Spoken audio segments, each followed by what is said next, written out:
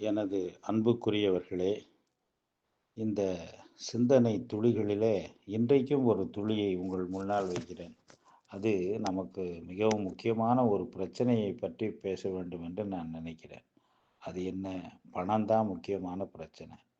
மனிதனை பணம் கெடுத்து விடுகிறது. நன்றாயிருக்கிறவனை கூட பணம் அவனிடத்துல சேரும்போது கெட்டு போகிறான். அவனிடத்துல ஆணவம் வருகிறது, கெட்ட பழக்கங்களின் மேல் ஆசை வருகிறது, தன் வாழ்க்கையை சீரழித்துக் கொள்ளுகிறான்.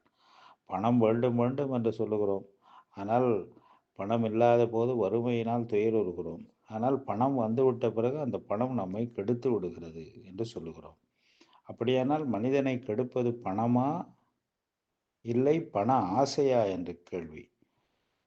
பைபிள் திருமறையில், விவிலிய திருமறையில் புனித பவுலடியார் என்பவர் தீமோத்தேயு என்கிற இளைஞனுக்கு எழுதுகிற அந்த கடிதத்தில் அவர் சொல்லுகிறார், பண ஆசைதான் எல்லா தீமைக்கும் வேறாயிருக்கிறது. மேலும் மேலும் பணக்காரனாக வேண்டும் என்று விரும்புகிறவர்கள்தான் பல தீமைகளிலே, பல கெட்ட இச்சைகளிலே விழுந்து தங்களையே கெடுத்து கொள்ளுகிறார்கள் என்று.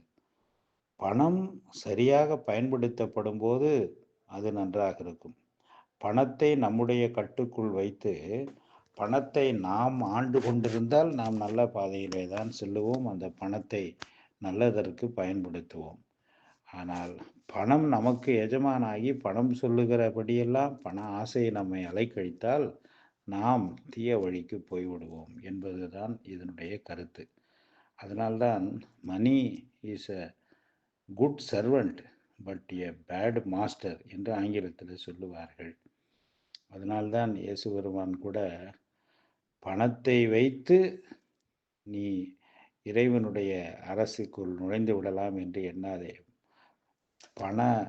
பணத்தை வைத்து இறையரசில் செல்வதற்குரிய நல்ல காரியங்களை செய்ய வேண்டுமே அன்றி பணத்தை வைத்தே இறைவனுடைய அந்த ஆட்சிக்குள் நுழைந்து விடலாம் என்று எண்ணாதே என்றுதான் அவர் சொன்னார். அதனால்தான் ஒரு கவிஞர் கூட நம்முடைய வெள்ளி நாணயங்கள் பரலோகத்தின் கதவை போய் முட்டி அப்படியே தெரித்து பின்னால் விழுந்து விடுகிறது என்று நிர்மலா சுரேஷ் என்ற ஒரு கவிஞர் தன்னுடைய கவிதையிலே சொன்னார்.